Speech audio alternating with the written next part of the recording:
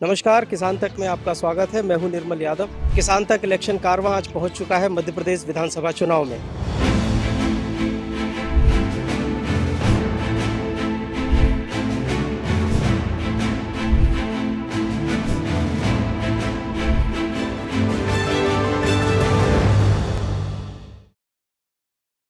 नमस्कार, किसान तक में आपका स्वागत है। किसान तक इलेक्शन कारवां पहुंच चुका है विदिशा ज़िले में। विदिशा ज़िले की करवई विधानसभा सीट। और जिस तरह से हम चुनावी चर्चाओं के साथ साथ राजनीति का जो मिजाज है उसको परखने के साथ साथ इतिहास के झरोखों को भी तलाशते हैं। इस कड़ी में जिस तरह से हमने अपने पहले चरण में मुरैना ज़िले में गुर्जर प्रतिहार वंश के जो अवशेष हैं, जो ऐतिहासिक स्थल हैं, जिनकी सदियों से पड़ी हुई धूल जिनको साफ़ करने का काम अब की सरकारों ने किया और उनको फिर से संवारने का एक सिलसिला शुरू हुआ। इस कड़ी में हम पहुँचे हैं परमार वंश की एक ऐसे गांव में जिस गांव में कहते हैं कि लगभग 1000 साल की ऐतिहासिक विरासत बिखरी पड़ी है।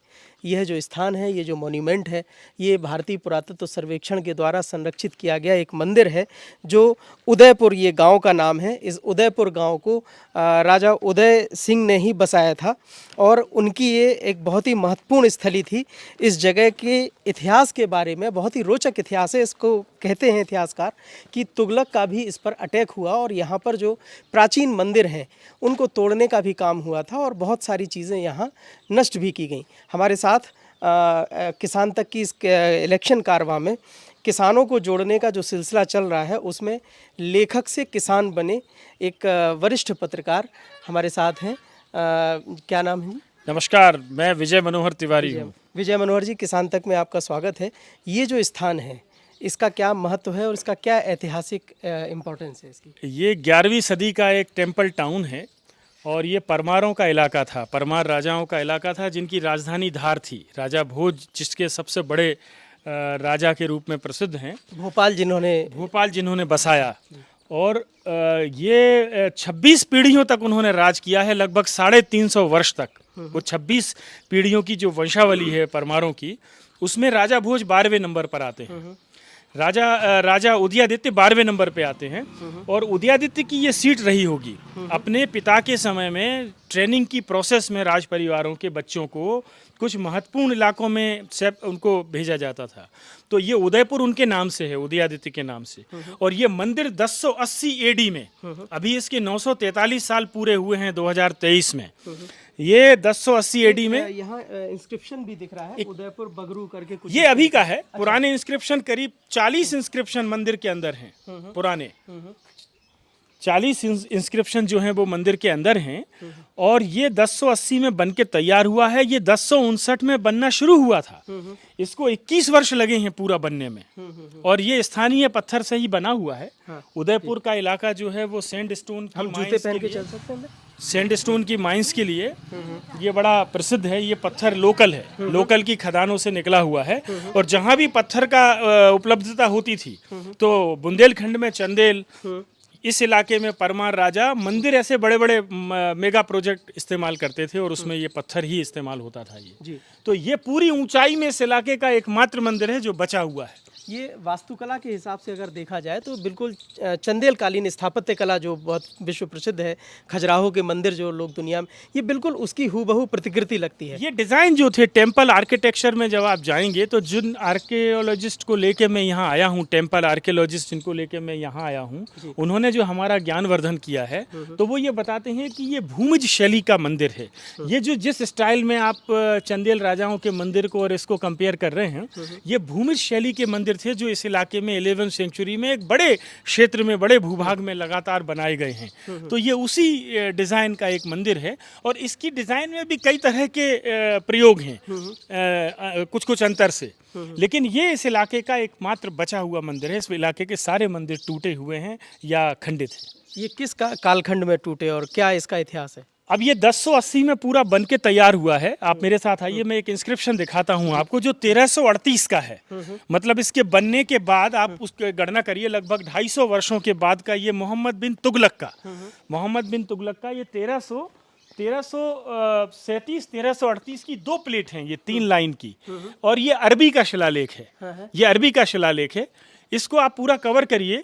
ये मंदिर का कैंपस है। हाँ। तो इसमें ये गेट यहाँ क्या कर रहा है, जिसमें कुछ टूटी हुई मूर्तियां हैं हाँ। और एक अरबी का इंस्क्रिप्शन है। इसके अंदर सारे इंस्क्रिप्शन, सारे शिलालेख जो हैं वो संस्कृत के हैं। हाँ। सारे संस्कृत के हैं। तो अरबी का शिलालेख यहाँ क्या करने आया है, आप जरा एक योजना देखिए। वो यहाँ ये कर रहे थे कि इस मंदिर पर जो भी कब्जा किया होगा, हमला किया होगा, फिर यहाँ एक उन्होंने दीवार प्लान की। ये दीवार बन रही है जी। उसमें वो दरवाजा अंदर जाने के लिए है, और ये दीवार इस मंदिर को बंद करते हुए वहां कनेक्ट हो रही है। दूसरा दरवाजा वहां बना है, दूसरा दरवाजा और दूसरा इंस्क्रिप्शन वहां है। इसमें जो अंदर मटेरियल इस्तेमाल किया गया है, इसके अंदर जो दीवार में ये मटेरियल, यहाँ के 9 मंडप थे ये, जिनको तोड़ा गया है और उसका मटेरियल यहाँ इस्तेमाल किया गया है। और एक अलग तरह का स्ट्रक्चर वहाँ पीछे जो पश्चिम द्वार है मंदिर का, वहाँ उन्होंने उसको बनाने में इस्तेमाल किया है, जो गोडाउन की तरह इस्तेमाल होता है। मुझे ये कुछ वैसा ही लग रहा है, जैसे अगर आप कुतुब मीनार में देखें दिल्ली में, और वहाँ कुव्वतुल इस्लाम मस्जिद एक बनाई गई, जो कहते हैं कि 84 जैन मंदिरों को तोड़कर बनाई गई थी और उसके अवशेष उससे बाकायदा उसमें बने हुए। तो ये जो कंसेप्ट है, जैसे इसके पूरे अहाते में ये टूटे हुए दरवाजे जो कि खंडित हैं एक तरह से, ये क्या कहानी कहते हैं कि ये जो पुरावशेषों को जो खंडित किया गया, इनके पीछे का क्या उद्देश्य है? आप विदिशा जाएंगे तो विदिशा में राजा नरवर्मन का, जो उदयादित्य के बेटे थे, अगली जनरेशन में परमारों के इस इलाके के किंग थे, उन्होंने इससे भी बड़ा मंदिर बनवाया था, जिन्होंने मिन्हाजुद्दीन सिराज की तबकाते नासिरी नाम की किताब में, जो इल्तुतमिश का समकालीन है, 1235 में उस मंदिर की ऊंचाई 105 गज लिखी है। इनके बेटे थे वो इससे विशाल मंदिर था, और वो बिल्कुल जमीन तक तोड़ा गया है, पूरा यहाँ तक तोड़ा गया है, नीचे पूरा मंदिर है, और ऊपर जो दिल्ली का एग्जाम्पल आप दे रहे हैं, वो वैसा फिर ऊपर उस तरह का एक स्ट्रक्चर बनाया गया है। तो कहानी वही है कि जो जीता है वही, हमारे यहाँ कहावत में सिकंदर कहा गया उसको। चलिए, ये तो हुई इतिहास की बात। अब इसके संरक्षण को लेकर पुरातत्व विभाग क्या कुछ, क्योंकि ये बहुत ही रिमोट और गांव देहात का एरिया है, इसमें जो है पुरातत्व विभाग, जैसे अभी हम गुर्जर प्रतिहार वंश के जो अवशेष मुरैना जिले में मिल रहे हैं, उनको पर्यटन ग्राम घोषित किया गया सरकार की तरफ से, जिससे वहाँ के लोगों की आय बढ़े। उदयपुर की क्या स्थिति है? क्या पुरातत्व विभाग की तरफ से या भारत सरकार की या राज्य सरकार की ओर से इस गाँव को, पर्यटन को बढ़ावा देने के लिए कुछ किया जा रहा है? ऐसा है, ये मंदिर जो है ये आर्कियोलॉजिकल सर्वे ऑफ इंडिया का एक संरक्षित स्मारक है। तो मंदिर की ड्यूटी तो है, लेकिन पूरे टाउन में आपको 10 सदियों के स्मारक आपको बात करते हुए मिलेंगे इस नगर में पूरे। तो ये पिछले 5 वर्ष पहले जो मैंने आपको बताया कि हमने एक मंथली हेरिटेज वॉक, एक मासिक परिक्रमा शुरू की थी। भोपाल से मैं अलग अलग इतिहासकारों को, लेखकों को, स्तंभकारों को, संपादकों को, पुरातत्व शास्त्रियों को लेके हम यहाँ आए हैं, और बच्चों को, स्टूडेंट्स को। तो यहाँ सरकार का ध्यान गया है, और अभी इंटेक की टीम यहाँ उस महल को संरक्षित कर रही है, जिसको कब्जा मुक्त कराया गया है।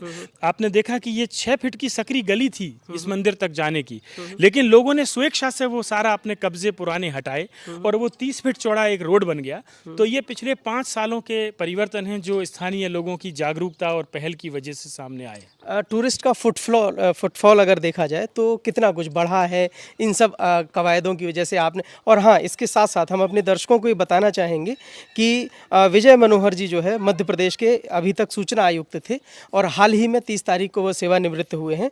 इसके साथ ही लेखक और पत्रकारिता में भी आपने बड़ा लंबा योगदान दिया है, और अब उन्होंने पूरी तरह से अपने जीवन को गांव के लिए समर्पित कर दिया है। ये जो उदयपुर गांव है, ये आपके गांव से बिल्कुल लगा हुआ है, और यहाँ जो कुछ भी ऐतिहासिक विरासत के जो स्थल हैं, उनको सजाने, संवारने और संजोने के क्रम में जो भी कुछ सहयोग हो पा रहा है वो आप कर रहे हैं। साथ में खेती भी करते हैं लेखक होने के साथ साथ जी। तो यहाँ पर्यटन को लेकर क्या कुछ संभावनाएं आपको भविष्य के लिए दिखती? देखिए, पिछले 5 वर्षों में जो कुछ परिवर्तन यहाँ हुए हैं, उसकी जो प्रसिद्धि है वो पूरे देश में हुई है। बड़े समाचार पत्र पत्रिकाओं में इसको कवर किया गया है। लगातार कुछ ना कुछ काम यहाँ चल रहे हैं। तो वैसे पर्यटकों की संख्या यहाँ आने वाले कम है, लेकिन धार्मिक दृष्टि से, चूँकि ये शिव मंदिर है, परमार जो थे वो शिव के उपासक थे, तो धार्मिक दृष्टि से यहाँ आसपास के इलाकों के लोग यहाँ खासतौर से सोमवार को, रविवार को, सावन के महीने में, शिवरात्रि के दिन यहाँ बहुत बड़ा मेला लगता है ये।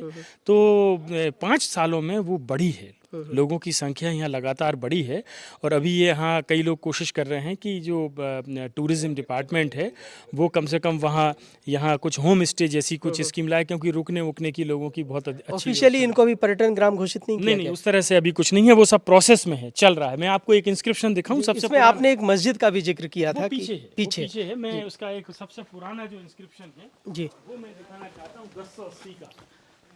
ये जो पैनल है, ये कब का इंस्क्रिप्शन? ये 1137 बैशाख सुदी संवत 1137 है। ये आप इंग्लिश कैलेंडर में जब कन्वर्ट करेंगे तो ये 1080 का शिलालेख है ये। और ये पंडित श्रृंगवास के पुत्र पंडित महिपाल, जो परमार राजाओं के कोई बड़े पुरोहित रहे होंगे, उनकी आज्ञा से, राजा की आज्ञा से ये उदयादित्य नृपति ये किस लिपि में लिखा गया है? ये लिपि ब्राह्मी लिपि है और संस्कृत है, भाषा संस्कृत है। और ये आप नाम पढ़ सकते हैं, पंडित श्रृंगवास, पंडित श्री महिपाल, संवत 1137 बैशाख सुदी, ऐसा। और श्रीमान उदयादित्य नृपति, नृपति मतलब राजा।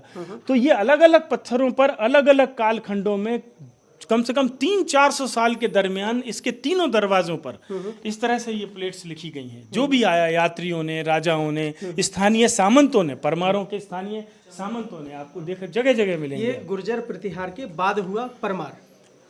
परमारों का जो टाइमिंग है वो चंदेलों का और गुर्जर प्रतिहारों का लगभग 9वीं से 12वीं सदी का समकालीन है। जी। इनके इनके इलाके अलग अलग थे, लेकिन ये सारे समकालीन हैं और अपने अपने क्षेत्रों में उन्होंने स्थापत्य के ऐसे बड़े बड़े चमत्कार हर जगह रचे हैं। पुराना इंस्क्रिप्शन अंदर मैं ये चीज़ इसलिए पूछ रहा हूँ कि मुरैना के जो मंदिरों में इंस्क्रिप्शंस हैं उनकी भाषा और वो समझ में नहीं आती, संस्कृत से भी भिन्न है, लेकिन इसमें आप जैसे पढ़ पा रहे हैं तो इसका मतलब है कि ये उसके बाद के होंगे?